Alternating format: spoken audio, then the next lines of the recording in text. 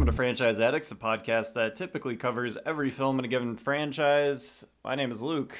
And my name is Chris. And this week we are bringing you our special new type of episode where Chris and I basically just BS for like an hour. So we're going to go through a couple of the movies that we've seen recently that aren't franchise type movies. No franchises in the mix. Give some recommendations on stuff that we've been checking out. Talk a little TV. TV talk. Go to the small screen a little bit and have some conversations about that. We'll try to keep them spoiler free and just talk about them largely. We can do spoiler sections if we really have to, but I think I can say what I want about the show without having to actually spoil stuff in it. Sure, that's fine. That's fair. And give a warning if we need to. Other than that, just strap up, enjoy, get ready. Movie madness. Yeah. It's topical. All right, so let's get started with the movie that both of us made sure to watch. I think we talked about it during our top 10 of 2024 list that we made, that we wanted to see this film. Yeah. Before we made the list, it was just almost impossible. It could have been done. I could have gone to a showing in like Wauwatosa at like 1 p.m. on the Sunday that we recorded. You just didn't have the wherewithal. I didn't have it. You didn't care that much. And I also knew that 2 weeks later it would just come out on streaming. It was, yeah. It's the end of February. So the movie we are referring to is Nickel Boys, which Chris and I were both able to watch, I believe, on the HBO Max channel. No, I rented it. It's on MGM Plus. Ah, yes, that's what it was. MGM Plus, I got that through my Prime membership. Yeah, I was, instead of signing up for the 7-day trial that I would then forget about, I just got it for $3.99. Yes, and I have MGM Plus for a TV show that I will mention later as a recommend. Okay, it seems like it has some good stuff on it. Yeah, it's not bad. AMC Plus is pretty good. Yeah. And now it's for horror. Yeah, and MGM Plus has some stuff to watch. Wow. You can definitely get like a month or two worth out of the monthly subscription that you're paying. So Nickel Boys. Mm-hmm. Chris, I believe if we were to redo the top 10, that this would land pretty comfortably in my top 3. Yeah. I said 5, 4, something like that. It would be up there. It would be in the top 5 for me. Yeah, so Nickel Boys is a adapted story from a Colson Whitehead novel of a similar name. I believe it is The Nickel Boys is the name of the novel that this is based on. The novel is fiction, but it is based on true events that occurred in the late 50s and 60s in like Florida, around I think the like Panhandle area of Florida. Mm-hmm. And it's a boys' reform prison called The Nickel, I believe. And the story follows a young boy who commits or is a part of a crime. Kind of, accidentally. Yeah, I didn't want to fully give away, but yeah, he doesn't necessarily commit a crime, but he's in the presence of crime, and because he's an African-American in the South during the 60s, there is not a lot of looking past. They just throw him in jail. And throw him in children's jail. Yeah, so he's got to go to juvie, so he goes to this boys' reform school that's located in Florida. It is not a pleasant place to be, and there he meets a friend, he meets some other people that are important parts of the story. But this movie is not, the plot is compelling and, it gives you something to look forward to as the movie keeps going along. But this movie is mostly sold and I think succeeding because of the camera work and the acting by the people in this film. Yeah, the POV. The pure POV. I think it's been. So can you explain what the camera shots are like in this? So they're all like point of view for most of the film from our main character's perception. And they're doing this by essentially strapping cameras to the chests of the actors.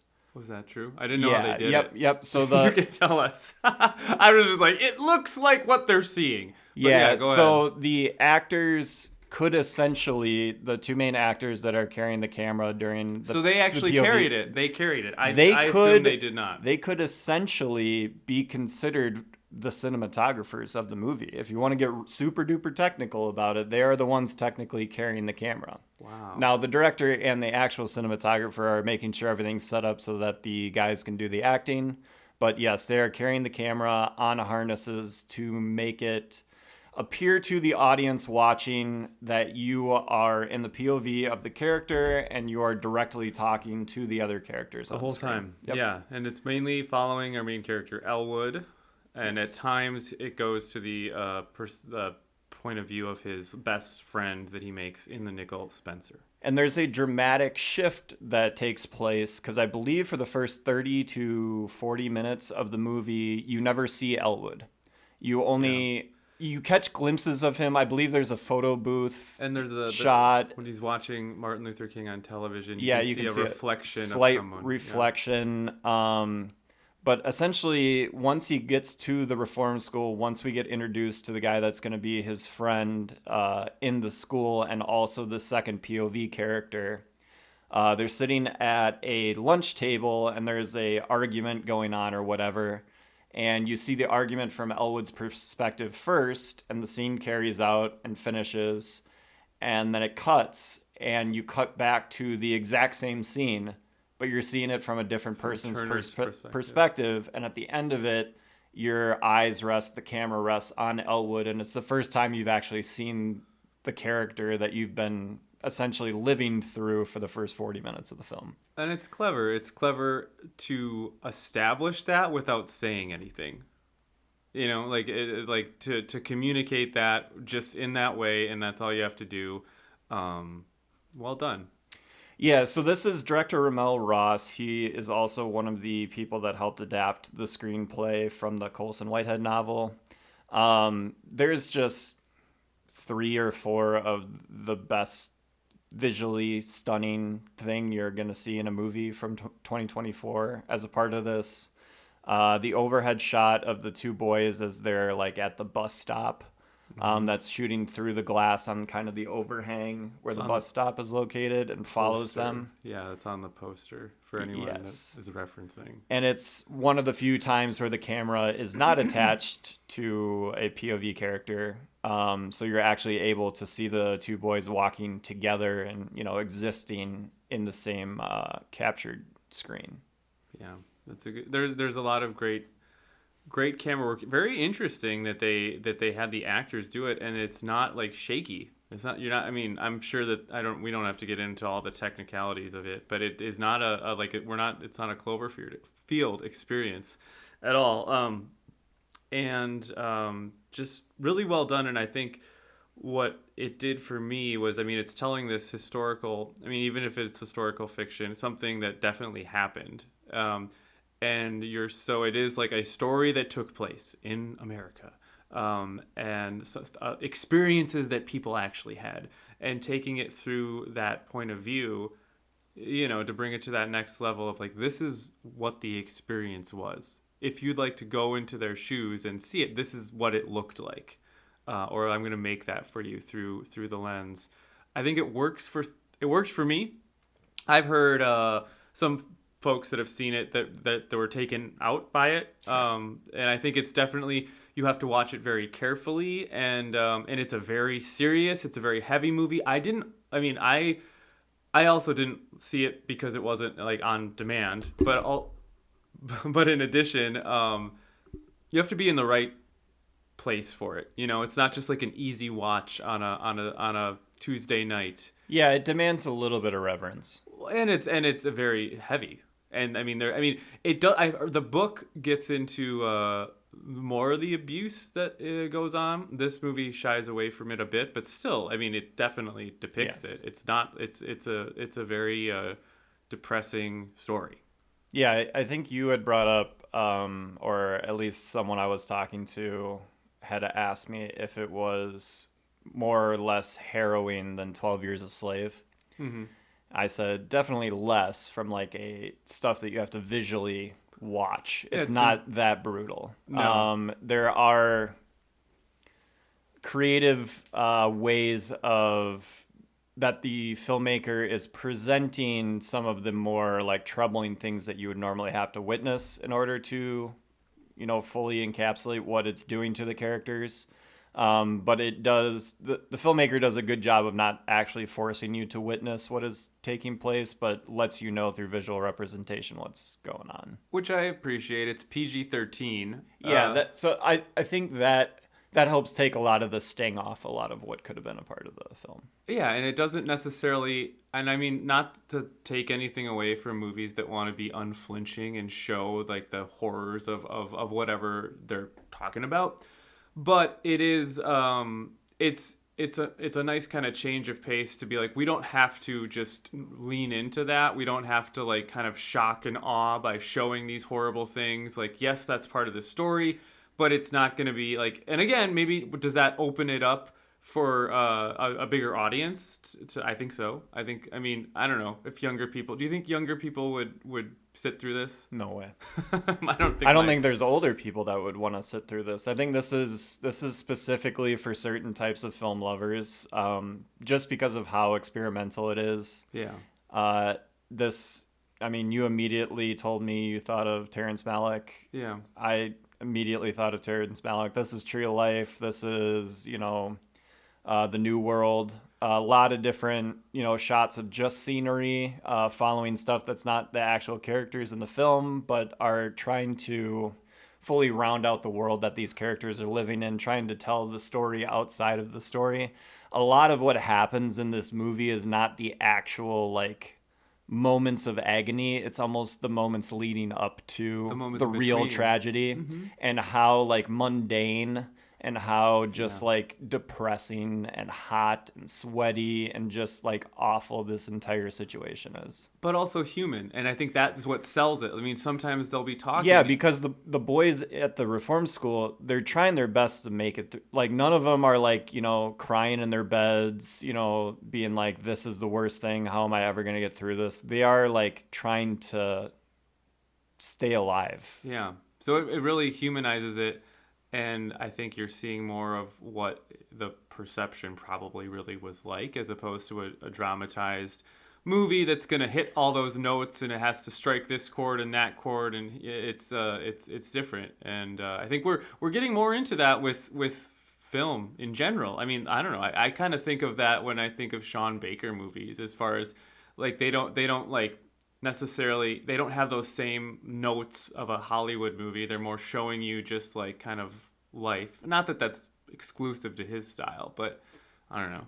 Yeah, I wanted to give a special shout out to Brandon Wilson, who is the actor that plays Turner, who is the friend that our main character Elwood meets.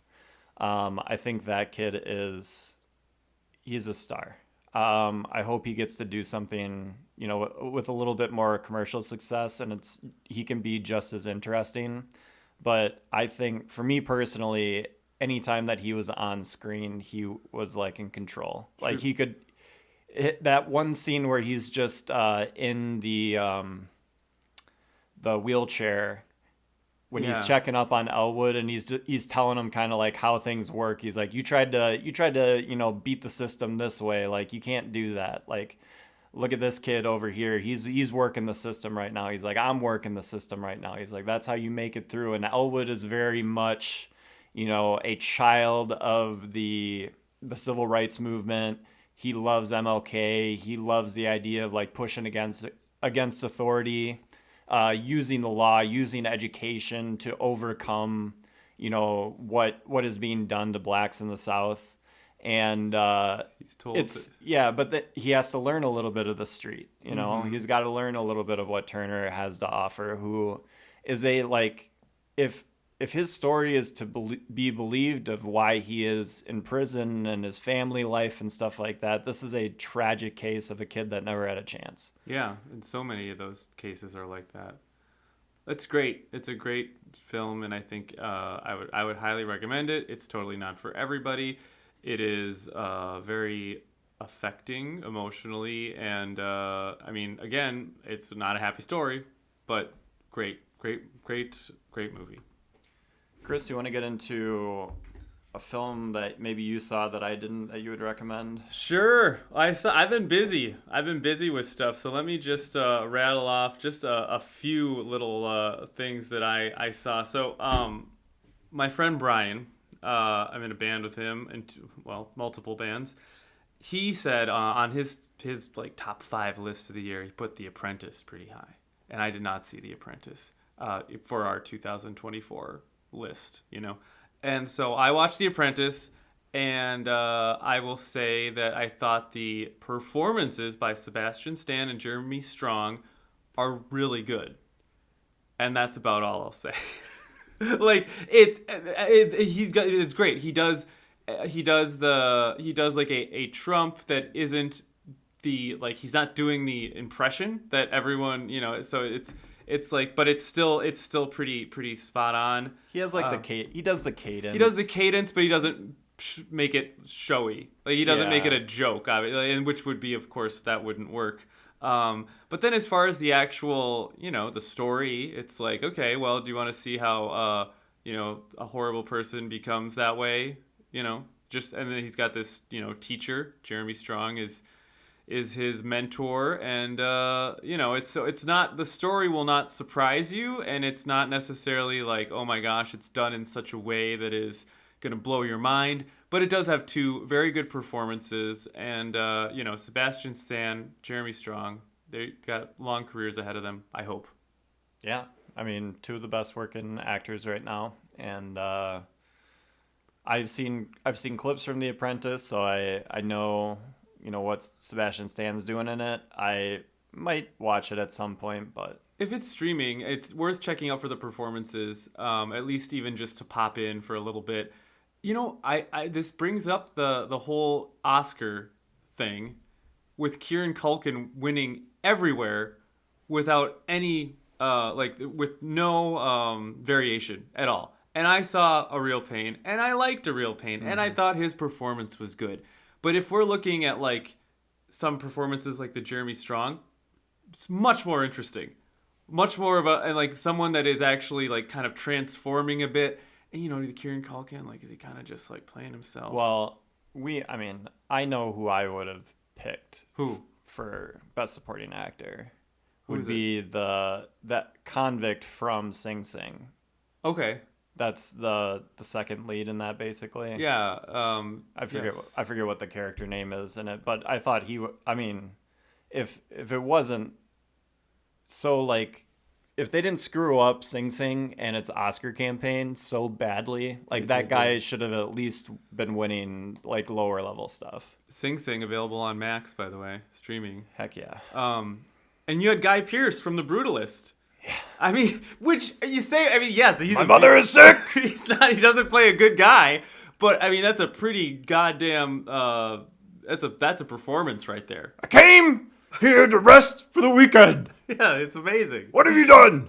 Like, come on now. Like, these are very big performances, and but yet it's just funny that there was, with both of the supportings, there was like Zoe Saldana, Kieran Culkin, no variation. No, and I mean, both of those, they're good. Both of those could be category frauds in that they are kind of the main characters of the movie. Yes, yes, and all those other ones are clearly not. Guy Pearce, Jeremy Strong, they're not the main character. Yeah. Anyways, so The Apprentice is fun, actually it's not fun. The performances are good. That's all I'll say on that. I saw the latest Steven Soderbergh. Well, actually, not the latest Steven Soderbergh, because he has the Black Bag. Yeah, the man just he makes films. He's just churning those out like Nicolas Cage. Presence, which is his horror movie, ghost story movie with Lucy Liu. I thought that was not bad. It's a sterling recommendation. We're going quick here. I don't know. It's basically there is a ghost, but it's mainly just an excuse to be able to watch the bad life that is unfolding for a family that is a kind of more wealthy family that moves into this house, and there's a lot of things going on with the family. and so the ghost kind of just provides you a way to view all of that, and then it does like a few things. It's definitely not bad. I wouldn't scream and say this is a must watch or anything, but definitely not bad. You could do a lot worse. You didn't get the elevator pitch down. The elevator pitch. The elevator pitch for Presence is camera is ghost. Camera is ghost. So, I mean, this is actually a lot like Nickel Boys in as it's just POV. It's POV all over the place, baby. POV the ghost. Yeah. POV the ghost and POV... Haven't you always wanted to be a ghost? Now you can. You can see what it's like, just eavesdropping on people and once in a while making a book fall over. That's literally pretty much what happens. The ghost does not do a whole lot. There's a little magic at the end with some electricity. Otherwise, mainly, the ghost is just hanging out. Dude, this is the most chill ghost since a ghost story. There's definitely an internet game that's just like Ghost Simulator, where you just like are a ghost. You just walk around. Yeah, yeah. That's the world we live in. The movie Ghost. Oh man, the movie Ghost. Sways. Whoopi. Woo. Prime Whoopi. Whoopi won an Oscar for that. She movie. did. She did. Absolutely, she did.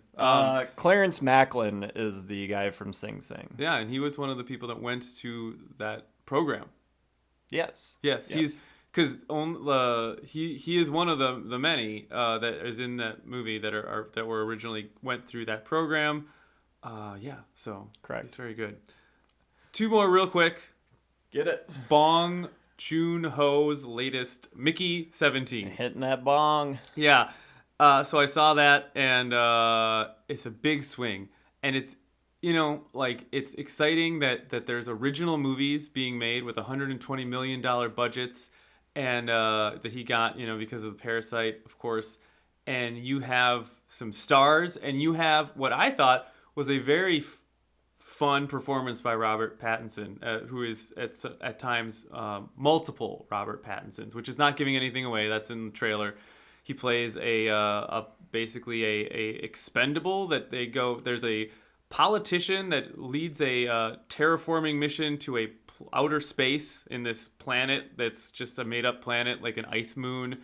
And they go there, and as they're doing this work, Mickey, the lead, Robert Pattinson, signs up to essentially be someone that will help them do things like create vaccines and explore this foreign territory and die and be reprinted over and over and over again. And that's just his thing. Like another Bong Joon-ho movie I watched after, Okja, this movie has major tonal issues. It's like, is it funny? Is it trying to teach us a lesson? It's trying to do both. The Robert Pattinson thing was fun. It has Mark Ruffalo essentially playing a not that veiled version of Donald Trump, which is just so on the nose. And just like Okja, this is a commentary on corporate greed equals bad.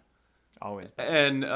And it's just all the message is so on the nose. And you got what's her name?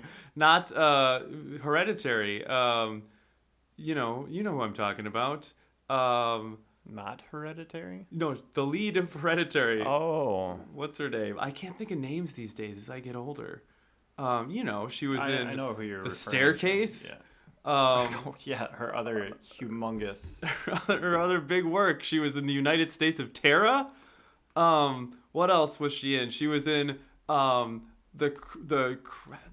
Kraken, the movie. The Kraken. The Krampus. She's in Krampus. She's in Krampus. What's her name? Do you know her name yet? I have her name in front of me right now. Can I? It is. So her first name is typically a guy's name.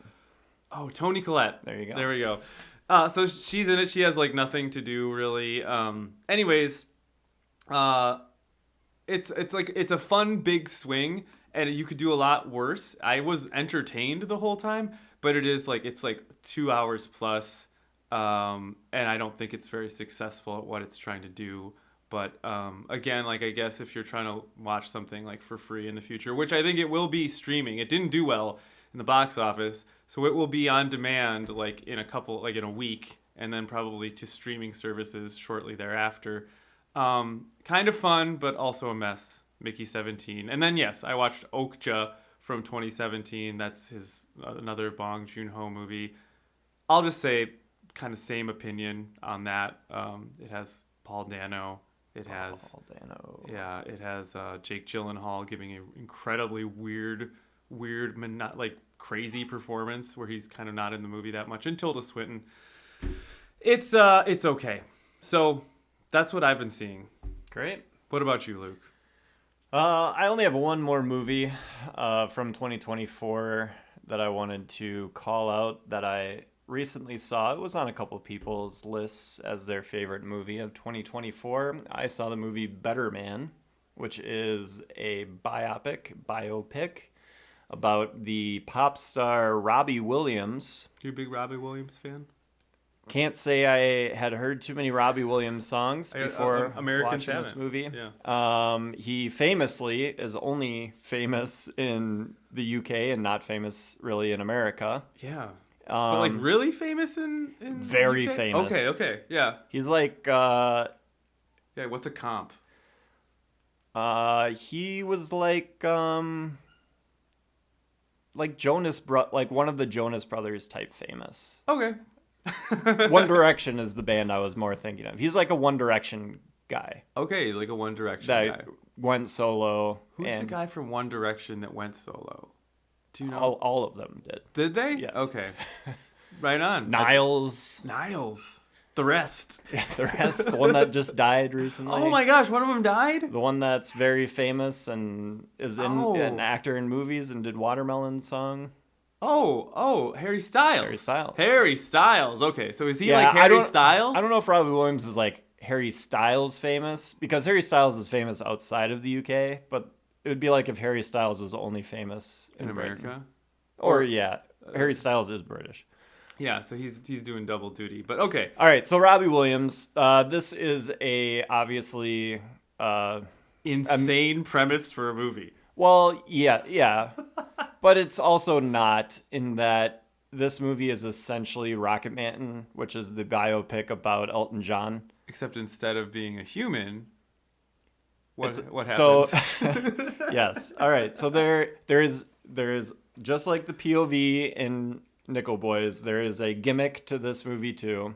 And the gimmick is that the lead, who is Robbie Williams in the movie, is not being played by an actor portraying Robbie Williams. It is being played by a CGI monkey. Voiced by Robbie Williams? Not voiced by Robbie Williams. Voiced by two separate actors. A boy actor doing young Robbie Williams, and then the teenage adult years. But Robbie didn't want to get in there and do the... Robbie does the voiceover.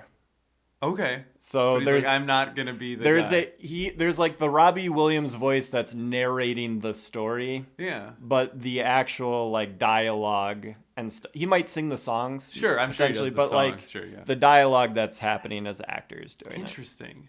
Okay. And then everyone else though is a real person. Everyone else is a real person interacting with a CGI monkey. How's the CGI monkey? Looks good? So are we talking Planet of the Apes effects? Yeah, I mean it looks fine. I'm just gonna say I really enjoyed this movie. I thought it was very entertaining. And even without knowing really any Robbie Williams songs, I was still tapping my toe, wanted to sing along, just didn't know the words, type stuff. I mean, some of the dance scenes are just absolutely incredible spectacle. Yeah. This is the same director as The Greatest Showman, so if you like The Greatest Showman, that musical, I could criticize it and say that some of the musical numbers were beat for beat the same. Oh, not good. But they still hit when they have to. I will say that the CGI monkey thing got old. It's just weird.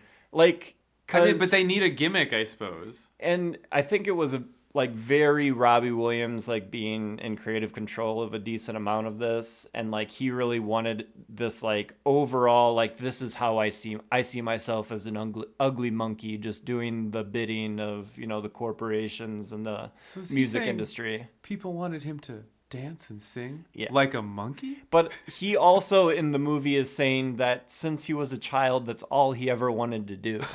So I don't know, man. It's confusing. Robbie, make up your mind. But it also Chris, is a beautiful story about recovery Okay. and how he was basically the worst person in the entire world as a rock star, and then got sober later in his life, came to appreciate all the things that he had hated before in his life, came to terms with his dad that he felt had abandoned him, and they share this beautiful moment together at the end of the movie where they sing a Frank Sinatra song together, because both his dad and Robbie Williams, their entire lives just wanted to be Frank Sinatra. They wanted to be the guy. Frank. They wanted to be the guy up there having everybody swooning as, Hey, baby. And it's just beautiful. Like, a lot of the cheesiness that this movie, you could criticize this movie for being,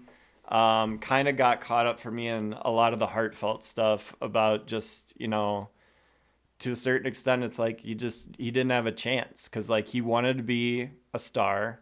He got his opportunity in a boy band and then just got used and not taken care of. And, that's a pretty classic story for young pop rock stars. Yeah. I did see that it is being critically celebrated. I think just your initial thought is you see the premise and it's very easy to make fun of. Yeah, and if you've seen Greatest Showman and you watch some of the scenes from Better Man and you're like, that looks very similar. It almost sounds like the songs are the same, and you could just replace the lyric. But That's Chris, real I'm bad. telling you, Hugh Jackman was a guy. Even if all of these thoughts are going through your head as they are in my head while I'm watching the film, I can overcome. You can overcome. You can enjoy, a guy just trying to make it in this big bad world. Does he sing as a monkey? The Pearl Jam song? No. Thank you for leading me into one of my favorite bits that I had before I saw this movie, which was that I would ask people that online that said that this was their favorite movie of the year if they thought it would be more successful if it wasn't the title of a Pearl Jam song, so that people going to the movie wouldn't be like, hey, when does Pearl Jam start? When's the Pearl Jam part? Yeah, where's Eddie Vedder? Yeah, Eddie's coming in here. Why is there this monkey? Eddie he's a parrot. I mean... Eddie comes... No, he wouldn't be a parrot. I don't know. It is a very funny concept to have Americans actually think that Robbie Williams is a CGI monkey that got famous. The whole time, yeah. Like, no, almost like he's, what are the electric band that wears the like... Daft Punk? Yeah, he's like Daft Punk, but he was just wore always like in a monkey suit. mask. Yeah, this whole time. It's so method. That would be amazing. That would be a better movie. Better movie. Better man. I think it would be a better movie if the actors portraying Robbie Williams actually had to be in a monkey suit and not just in a bad one. In a mocap suit. A poor one. I would like to see the behind the scenes, and I'm sure I can get access to this at some point, of the person in the mocap doing the singing and the dancing. It was not Andy Serkis. I wish it was. It might have been. Hey, baby. They're like, I know a guy. You're just moonlighting. Yeah, if you ever... You don't have to put my name in there. I'll just do it. I just want to do this. This is my love. This is what I love more than anything, guys. It'd be great if there was like, for a lot of those, they could just get like a actor to do 95% of it, but Andy had to come in for like the super technical stuff that they can't teach anybody else to do. They're like, God, we got this one move. Only Serkis can pull this off, baby! Serkis, we need you. We got him on speed dial. Oh my God. He's God damn it, putting the green mask over. This is my job. I'm going in, baby. He's the real Batman. He's gluing golf balls to his head. They do this every time. It's like, when will they learn? Just when I thought I was out, pull me back in. Pull back in. The game is the same, but the players are different. And the rules have changed. Anything else you want to say about Better Man? No, that's all I got to say about Better Man. The critical part of me would give it a not high score, but the lover in me of musicals, worth a watch. Okay. Check it out. Did you see Wicked? No. I will, though. Okay. I've seen the actual stage production of Wicked, so I'm not like racing to go see It's on Peacock now.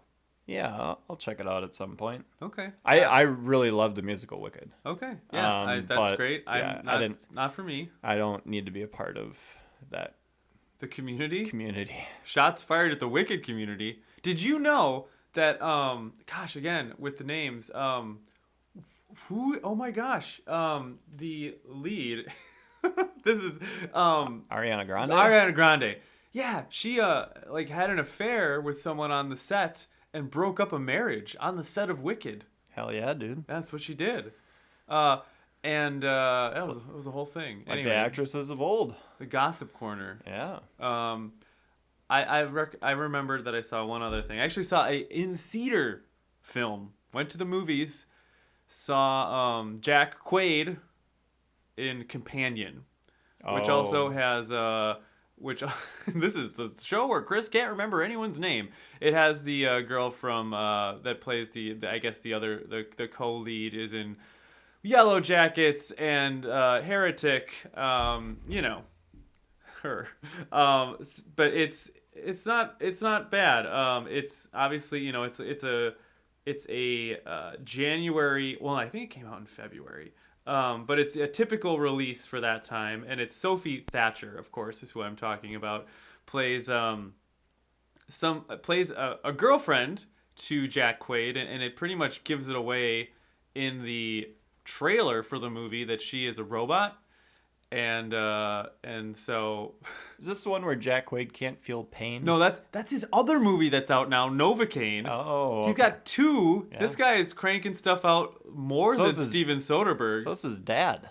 Yeah? Yeah. What's his Dennis Quaid is he was in The Substance. He's in The Substance, but he's just in a new TV show about the daughter of a serial killer, and he plays the serial killer. Dennis Quaid, serial killer. Wow. Yeah, dude.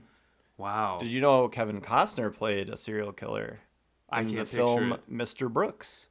A film that is not streaming anywhere. It got, like Terminator 3, it got lost in like production and nobody cared meetings, and it was a DVD that I had purchased. Wow, that's worth a lot in high school. I do not think I still have it. Probably order it off of Amazon, right? But yeah, I believe you can't even get a DVD of it. I think you can, or a Blu-ray of it. I think you can only get DVDs of Mr. Brooks. Is that better or worse than El Postino? So this movie, I'll get back to El Postino in a second. Let's do a Costner corner. So this movie came out like 2008, 2009, Chris. Okay. So the second lead of the movie, you could call him somewhat of a comic relief, though this movie is not comical in any sense of the word at all. I know who this is. It's the comedian, right? Dane Cook. It is Dane Cook. Oh no! That's why no one wants to watch this. I mean, Demi Moore's in this. It's a pretty good movie, Chris. William Hurt. Yeah. The rest. Okay. Dane Cook, though. I don't know. It's a wild thing going on in that time. Yeah, this is so 2007. So okay, you can't do it. So it better. There you go. Highly recommend watching Mr. Brooks if you're ever able to watch it, which it's very hard to. You'll never be able to. So you can recommend that and just watch everyone squirm and just be sad that they can't enjoy one of the great actors of our time, Dane Cook's one of his works. Yeah, I mean, back to Dennis Quaid. In a great baseball movie, much like Kevin Costner in many great baseball movies, Dennis Quaid's movie, The Rookie. The Rookie. Very good movie. Do you like that movie with Tom Selleck, Mr. Baseball? Never seen it. Okay. Me neither. I just remember the poster growing up. No. So Companion is, well, did you want to talk any more about, do you want to talk about El Postino? I've never seen that either. No? Okay. No comment on El Postino. Mr. Brooks, a hidden gem. I thought their tacos were pretty good the last time we went. Is that? Oh, I see what you're doing there. Well, yeah. So back to Companion. I don't know.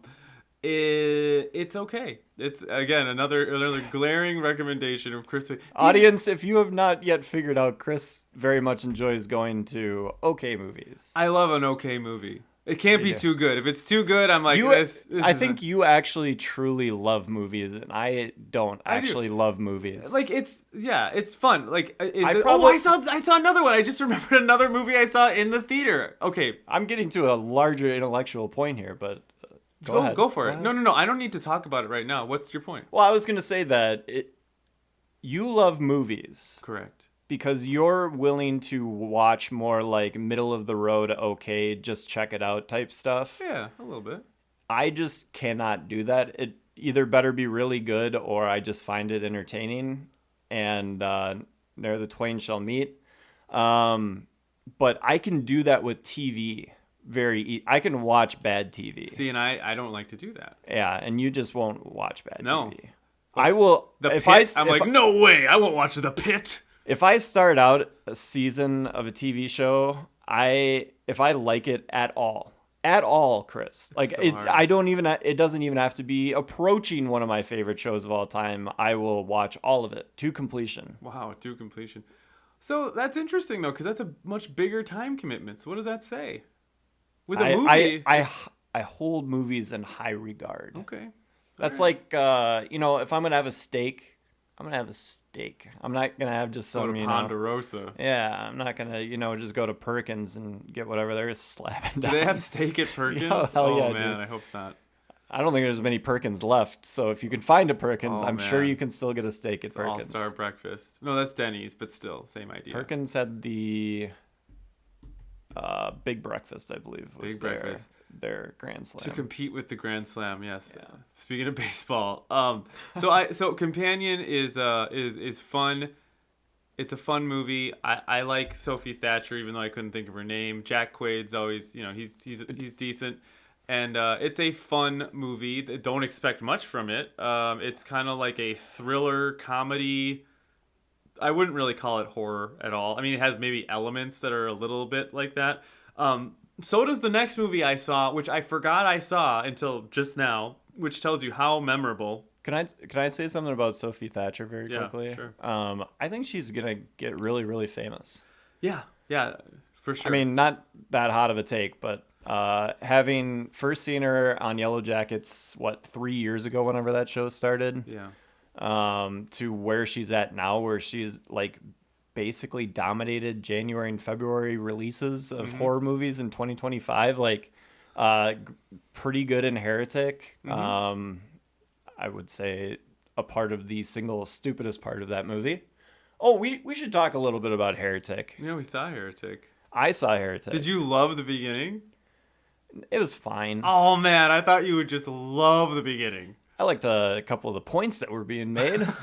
And you got Hugh Grant telling him in his Hugh Grant way. Hugh Grant was very good until he wasn't. Creep is actually another song altogether. That is, I could not believe, because I had heard obviously before that it was a pretty good premise, kind of solid in the middle, and then completely falls off. To prove God doesn't exist. I could not believe how true that statement It falls off so hard. Like, you literally can. The movie goes at a speed in which you can visibly watch it go off the track. Yeah, I enjoyed it. I enjoyed it up until she gets out of the basement, I think. Something like that. I was out before that. When the lady is just hanging out. Yeah. Yeah, it gets weird. Honestly, when his presentation is done.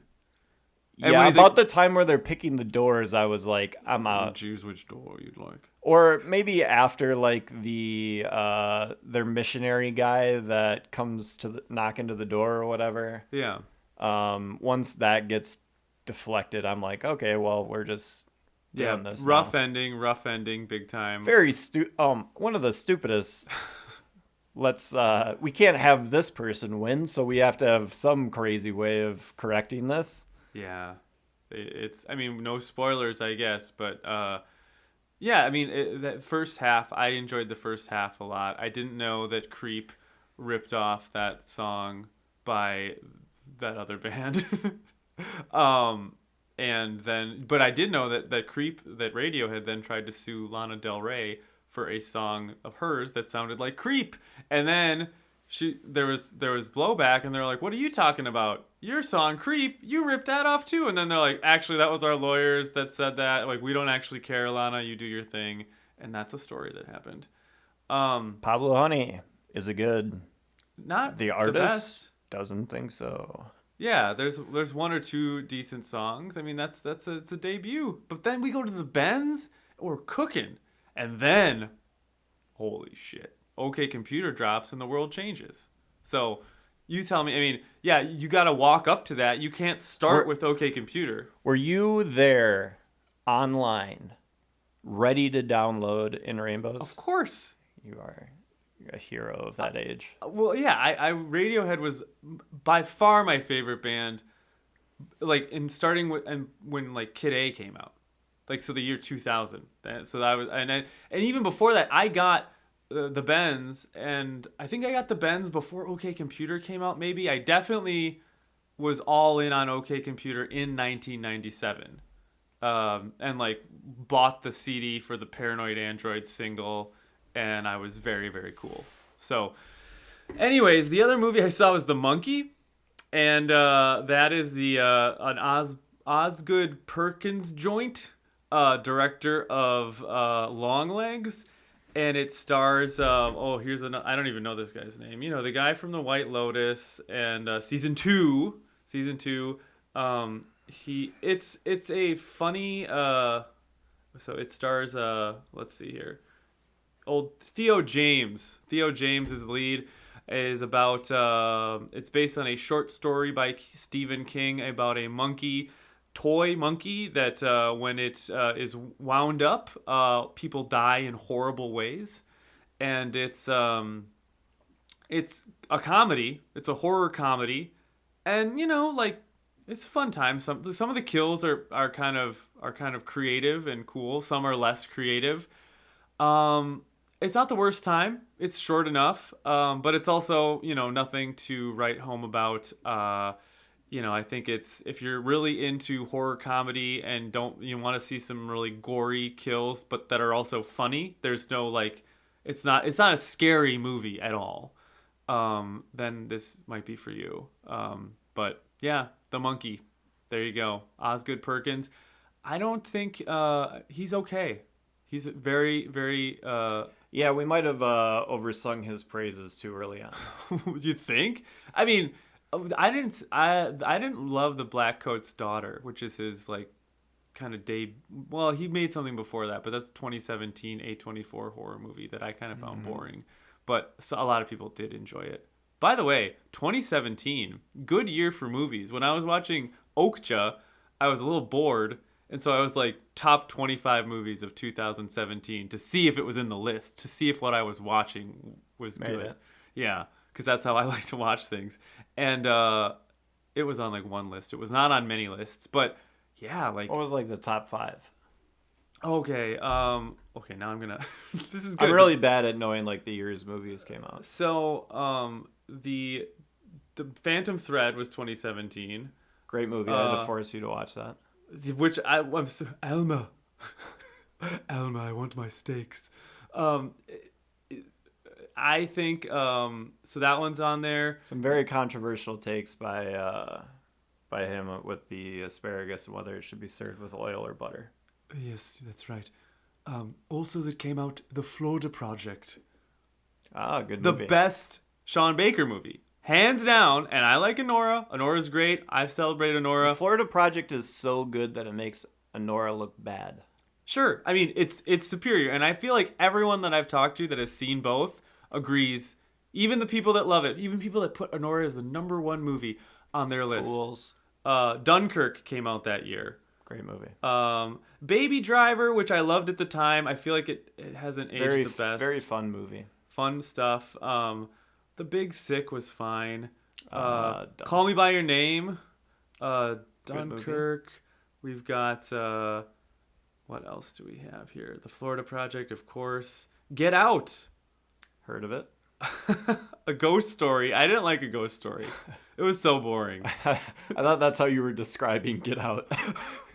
Not the quite. movie Get Out, A Ghost Story. You had Lady Bird, which I really liked. Great movie. Greta Gerwig used to make great movies. I heard that she punched up the Snow White script. I just read a very long article on She's making The Lion, the Witch, the Wardrobe again. Why? just No one was asked for made. this. 3 Billboards Outside of Ebbing, Missouri. Also Racist. 2017. I decry that. It's a good movie. I mean, Sam Rockwell finally gets an Oscar. He was a racist in that movie. Of course he was. That was the recognize point. it. Don't recognize that Oscar. Okay, so anyways, that 2017, a lot of good stuff. What are we talking about next? Let's talk some TV. TV Let's talk. talk a little TV. Talking TV. So we just had the Severance finale. Yeah. Chris and I are both Severance watchers. Yeah. Thoughts on the season at large? I liked it a lot. I thought, looking back, and I rewatched season 1 leading up to season 2 because it had been like 3 years, and great season, great debut season. And you kind of get yourself into a corner of like, and I'm sure that they wrote this stuff ahead of time. I don't know how Dan Erickson's process is, but where do you go from there? How do you continue to make this interesting? And I think they succeeded. I think it brings up a lot of good themes and explores a lot of good stuff. You got good acting. You got great cinematography. You've got great performances. I liked it a lot. How about you? You liked it less.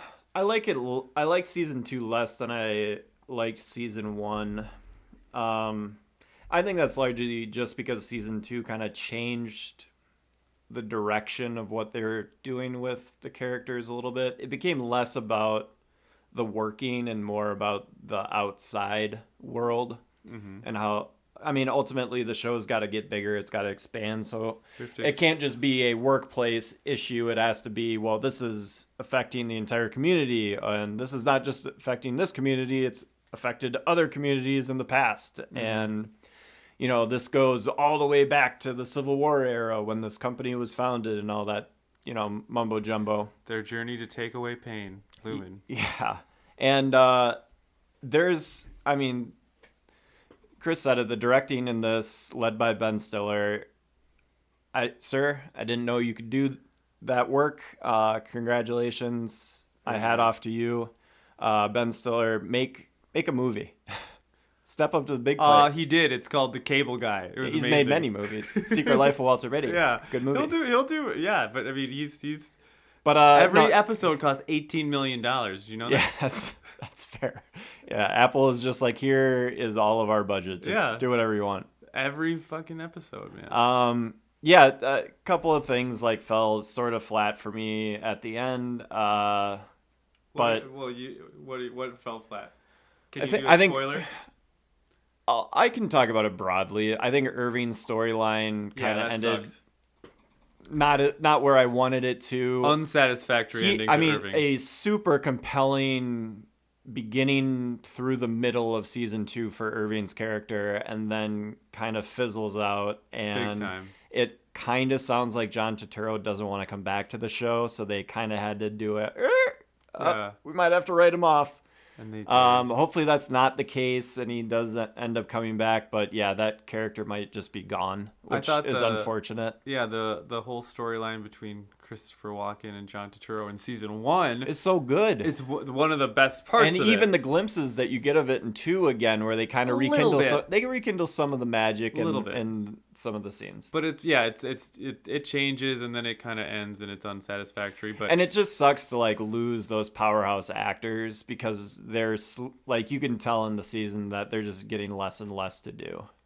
Yeah, especially Walken doesn't show up until 3/4 of the way through the second season. To get him. Sure, but I'm just saying that I'm sure they would love to have both of those guys as much as they. But that's why 1 seems even more magical, because you get so much of those 2 along with everything else. Yeah, for sure. To have 2 work, they have to sacrifice some of that and do more work. And Adam Scott is just on another level acting wise in this season. Yeah. Getting asked to do a ton. Just what they had to do for. I listened to some of the behind the scenes stuff of him running through the hallway and that I think it's Yeah, it took episode forever. 1. Yeah. And all the work that they have to do with that, like just incredible stuff. The story might be fizzling, falling apart, who knows, but We don't know where it's gonna go. everything else about it's very, very good. We are also watching The White Lotus. I have similar thoughts to that. The nice part about White Lotus is that I don't have to have super high expectations. Every season is different from every other, even though the themes are connected. Some of the characters are connected, but I can mostly just start over with White Lotus and just let it take the wheel. Do its thing. And it's been relatively entertaining. There's some stuff I like, some stuff I don't care to watch as much. I mean, there's lots of, like, who's the lady that's there to, like, shadow and learn about... The returning character from season 2. I mean, her storyline's whatever. Well, she knows about Gary. Yeah. But I'm telling you what I'm looking down at my phone during when the show's on. You don't like her burgeoning relationship with the other wellness worker? It's fine. Getting it in? Kind of seemed like it came out of nowhere, but I mean, not out of complete nowhere. He was laying it on pretty thick to begin with. He did wash her feet. That's weird. That's I don't nice. like that. Stay away from people's feet. Well, it depends who you talk to. Unless you're Jesus, then you wash your disciples' Or feet. if you're Quentin Tarantino. Yeah. Or anyone that goes to WikiFeet, which is, do you know this is a site? Yes, yeah. Yeah, where every celebrity's foot is rated. I am aware. Yep. I listen to podcasts. Yeah. Comedy stuff comedians can't like help but make fun of. You gotta on their talk shows. about WikiFeet. Yeah. I mean, come on. What do you think if you were on WikiFeet, 1 to 5? Where are your feet coming in? No idea. You don't know? 3.5. 3.5? Much like everything, stunningly average. Okay. That's a little above. A little above. I like that. That's that's humble, but I don't think I have like weird looking feet. Okay, I'll so say you're not that like going to much. be below. You're not like a I 2 don't have or like 1. one toe that's like really long compared to the others, and I don't have very hairy feet, so Yeah, I think that helps. I'm going to go with a 3 for mine, straight down the middle. Straight down the pipe. Also, I found out today, listening to Comedy Bang Bang, that because they were talking about Hannah Einbinder's WikiFeet. She's one of the co-leads on Hacks. She's great. She's Lorraine Newman's daughter, too, from SNL. People leave comments on the WikiFeet. Yeah, dude. So, like, you can go and you can be like, yeah, the overall score, 3.5. And they'll be like, nice. And then people will be like, these are nice. Those toes, great. Like... Nice long toes. Wish I could see more. Just what the hell? The world is weird. Can't wait to get a red nail polish on the next one. Oh my god. Yeah, they the one was like, that nail polish looks good against her pale skin. Hell yeah, dude. It's like weird. Weirdos of the internet unite. White Lotus is great. I love White Lotus, and I love Parker Posey. Talks like Nancy Grace the whole time. It's really good. It's very Lorazepam. Buddhism. Buddhism. Better be the best Buddhist. In China. It's just that. And She thinks she's in Taiwan. she's Taiwan. She's whacked out on lorazepam or But whatever. what the only part that's not that convincing is she gets her benzos stolen and is kind of just never withdraws. fine. She's just like, well, okay. She was constantly taking these things. It was pointed out to me when I brought this up to somebody else that she is boozing pretty hard. Yeah. I guess that could maybe. Seeing as how offset you it. take benzos to get off of alcohol, I have to drink getting myself to on sleep. alcohol to help get off of benzos probably works the other way around. I think so. Let's try it. All right. No, I'm not gonna do that. But All right, I got a couple of TV show recommendations, so All right. stuff that Chris doesn't necessarily watch that I may spend some time convincing him to. So we've talked off air about the Pitt. Pitt is Brad? I should That's just what I call refer it. to him as the Pitt. Yeah, that new, the Pitt's new movie, F1. Man, that looks slamming. Woo! Yeah, when I was 18 years old and watched all of the Pitt movies. Oh man, I love the Pitt. Yeah, that's how I fell in love with Legends of the Fall. Man, I love that. Great movie. Pitt performance. Great PP. Great job by the Pitt. PPP, Prime Pitt performance. Prime Pitt. No, The Pitt, which is the television show on Max that is definitely not ripping off of ER. Okay. Even though Michael Crichton's widow is apparently suing the writers of The Pitt, or at least attempting to. Wow. Michael Crichton is famously the writer of ER. I didn't know that. And also Jurassic Park. Jurassic Park. And also Westworld. And also Congo. Great film. If you haven't seen Congo, you haven't lived yet. Tim Curry, the rest. Oh my God. Does Tim Curry play the gorilla? He might as well. He's the hairiest one. I remember that was the movie that came out after Jurassic Park. So you were like too small, but Jurassic Park. You were too small, but like so one. Jurassic Park came out and everyone was like, Michael Crichton wrote Jurassic Park, and we were all we were head over heels for Jurassic Park. So we're like, the next Michael Crichton book that was turned into a movie was Congo, and they advertised it like, oh my gosh, there's crazy stuff happening, and we all lined up and we went to go see it on opening night, and it's awful. But okay, Michael Crichton, he's suing the Pitt. But what's his widow? His widow. Oh, he's directed by Frank Marshall. Congo.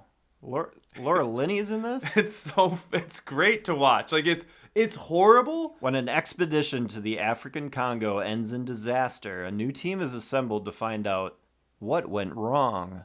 And the answer? Gorillas? Super apes. Yes! Super apes that are found, and Tim Curry leads the expedition. 1995, rated PG-13, coming in at an hour and 49 minutes. Yeah, gonna pass. An hour 49 too long. Gonna pass. But I mean, it was a big thing, and we all had real high hopes for it. All right, so The Pitt is a television show very similar to ER. It is about the doctors working at an ER facility located in Pittsburgh, Pennsylvania. That is why it's called The Pitt. The Pitt. And they specifically called just the ER portion of this hospital The Pitt. It is like the busiest hospital in this inner city. And the hook for this show is that it is following one day in the lives of these doctors. Every episode? Every episode is an hour, like 24.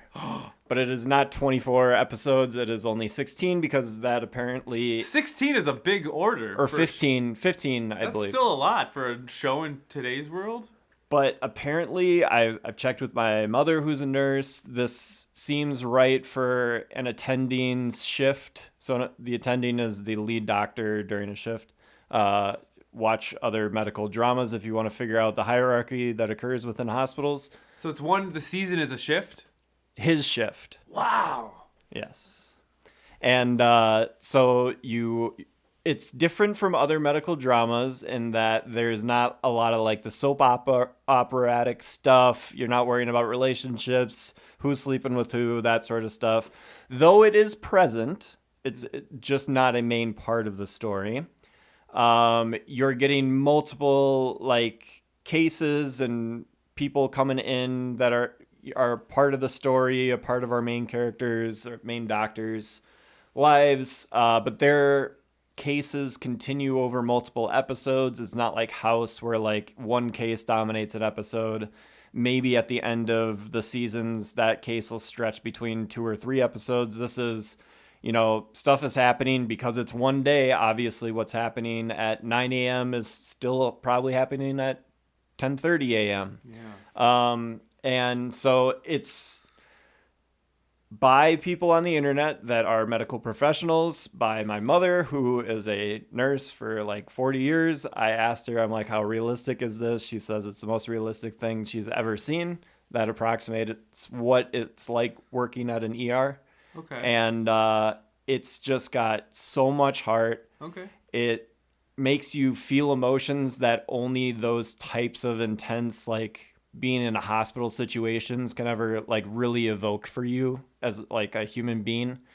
And just some beautiful stuff. And then just the cinematic elements of it, like how they're weaving the stories together, what's connecting with what, some of the performances of the main actors. The main guy, I don't have the screen up, so I don't have his name off the top of my head.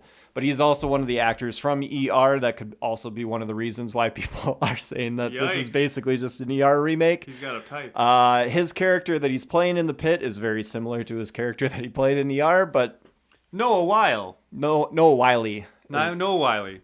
Is Okay. his name. He's absolutely fantastic. Just a really good leading man performance where you feel comfortable with him in every single way. Every single time that he's on screen, he feels like he's the attending that's in control of this chaotic ER. Bryan Cranston's daughter is in this show. She doesn't share his last name, but she should be like third or fourth build. She's a blonde-haired girl. Not any. Fiona Dorff. Oh no, Catherine Lanaza. Maybe.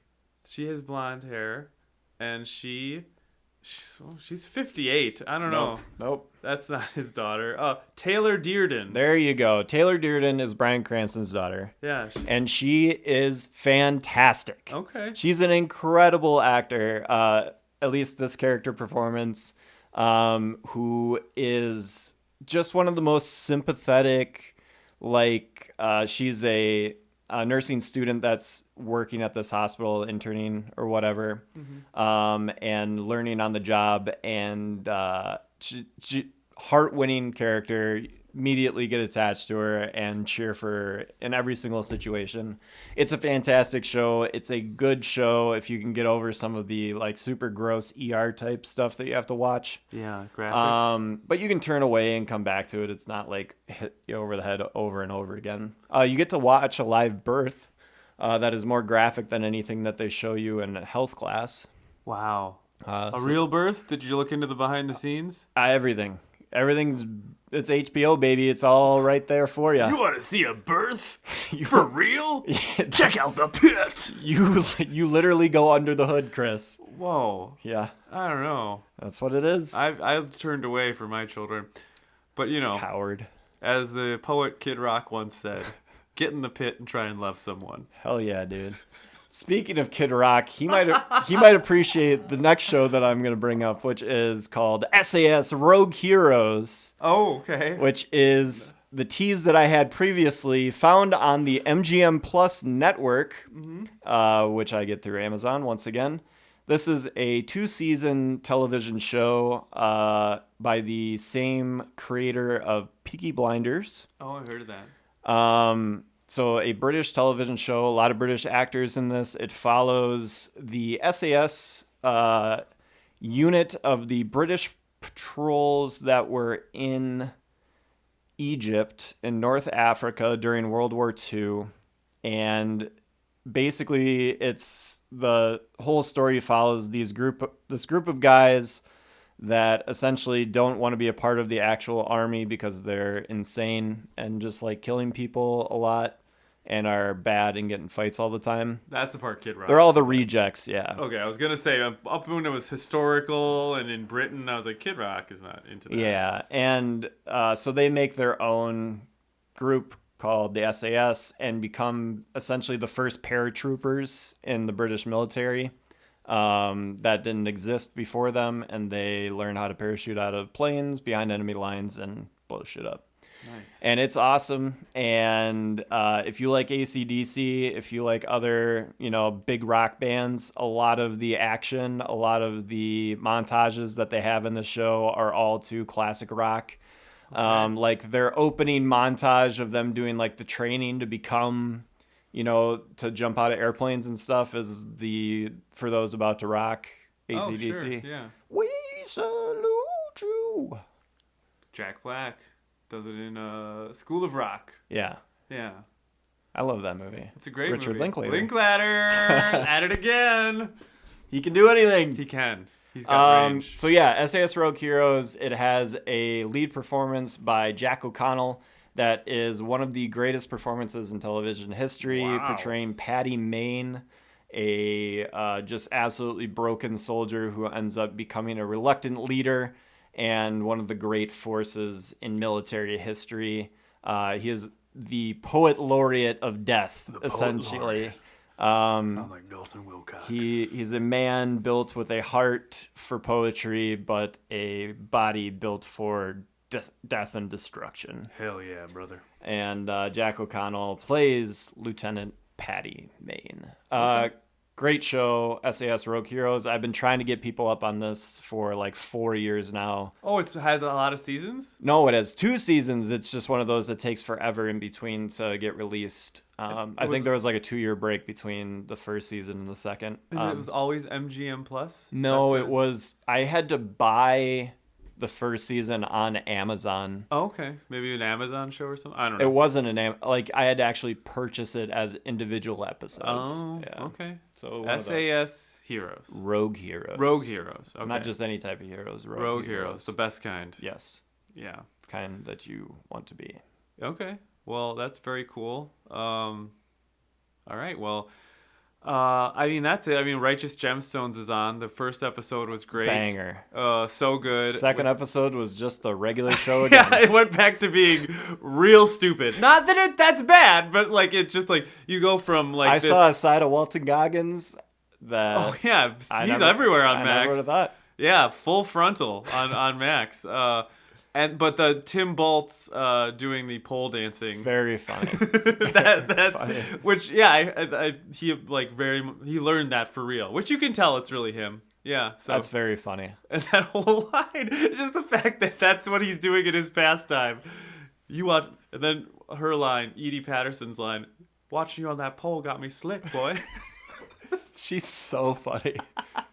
Yeah, I mean it's a funny show. It's real dumb, but funny, and they're giving John Goodman more to do in this. They kind of benched him last season, and they're bringing him back. Gosh, he looks weird. Yeah, skinny, gaunt. Yeah, and John Goodman. 72. I was looking. With that wig he's got on. Yeah, that's just. I mean, hey, he's gonna find love though. It seems like he's going after Ron Swanson's wife. Yeah, Megan Mullally. Yeah, I had to go. I forgot her name last night too. I can't remember names anymore. But I was like, yeah, from Will and Grace. Did you see that there is a guy running for like city senate in Grafton whose name is Nick Offerman? No, that's awesome. Is our guy? I think it's a Democrat, so Okay. I don't think it's Offerman. Nick Offerman. Yeah, you wonder. I don't know. Maybe it's not. I mean, politics. it is Grafton, so I would imagine not a Democrat is. Yeah, Grafton is a bit more conservative. Cedarburg is your liberal bastion in this area. I was at their 4th of July parade though, and the two parties had like floats in the parade or whatever, and the Democratic one got booed like crazy, and the Republican one got cheered. In Cedarburg? In Cedarburg. Well, we're a divided country. Coming to you live from Milwaukee Politics Central here in Thiensville, Wisconsin. Ozaukee County, baby. Yeah, it's... Let me get you into the local politics scene. Yeah, wow. Red Wave. People freaked out because there was a drag queen doing bingo at an event in Cedarburg. As long as they're not teaching kids how to read in public school, then we're good. Fine. Well, on that note, we'll be back with an actual franchise movie to be announced. I think we know what it is. Yeah. Do you want to reveal it? Do you want to wait? Do you want to? I mean, these the 3 people listening are just they don't know. They're on the edge of their seat. They're like, what is it gonna be? We'll wait. Okay. Whoa. Whoa. All right. Well, my point of view is telling me that it's time to end the show. So again, thank you to everyone for listening, and we really appreciate you. And we want to hear your thoughts, your recommendations, what you think about this. So let us know. And until then, what? Because this is the very end of the episode, and no one will ever get to this Yeah. point. Shout out to that guy on Facebook who hates Chris. That has gotten me through some tough times in the last 2 weeks. Whenever I'm feeling low, I read how much this guy loves Jesse and how much he hates any time that Chris says that Jesse isn't anything less than a stellar husband or not even husband, but stellar like person in the relationship. That guy hates Chris with a passion, thinks he's the most I'm cynical sorry. man in the world, and I am the most cynical man in the world, so seeing someone else get that label is hilarious. Real quick ad. I rewatched Leave the World Behind with my son. Have you ever seen that? Sounds familiar. It's got Julia Roberts and Ethan Hawke, and it's a Netflix movie that came out in 2023 about the end of the world. Oh, I had heard of this, yes. Well, anyways, just real quick, Ethan Hawke is playing Jesse. It's just so he's a dad that's like whatever, like his age, like so someone in his 50s, and he's married to Julia Roberts, but he's like a professor. And he's Jesse. So if you want to see, we talked about, will there be your fourth before movie? Well, there might not be. But if you want to get an idea of what Jesse would be doing, watch Leave the World Behind in his 50s. And the answer is he's much less romantic, but still into intellectualizing and getting fucked up. Did you ever watch the television show Moon Knight? I watched a couple of episodes. Yeah, Oscar Isaac and other people. Yeah. But Jesse was, Ethan Hawke is in there. Yeah, he was long-haired Jesse. He was playing Jesse? No, he wasn't. He definitely wasn't. No, he was. His character was like the most compelling part of that show. Yeah.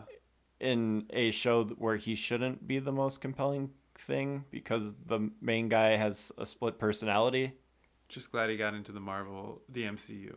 What a weird show.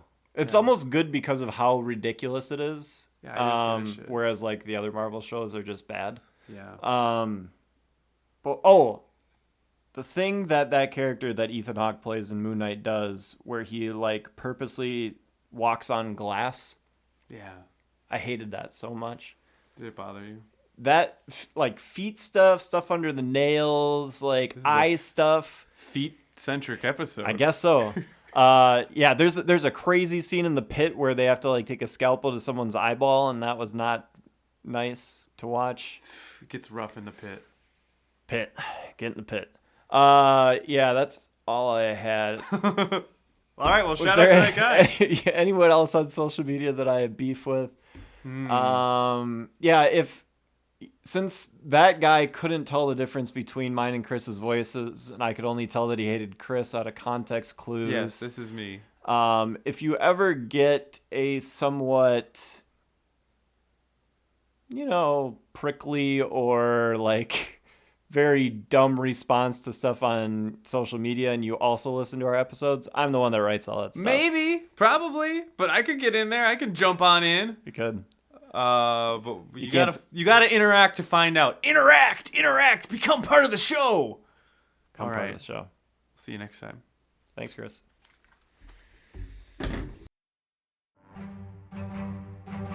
Franchise. Get in like the Marines. Franchise. Yeah.